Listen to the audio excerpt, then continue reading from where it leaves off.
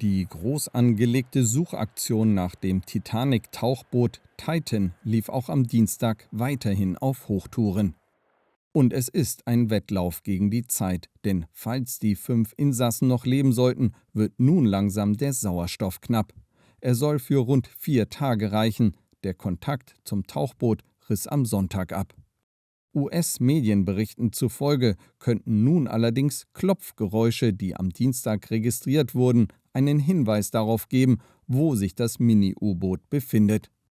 Doch selbst nach einer Ortung dürfte die Bergung in großer Wassertiefe ein Problem werden. Das Tauchboot wollte mit 5 Insassen an Bord am Sonntag das Wrack der Titanic erforschen, als dann der Kontakt abbrach. Zahlreiche Rettungskräfte sind an der Suche nach dem Tauchboot hunderte Kilometer südlich von Neufundland beteiligt.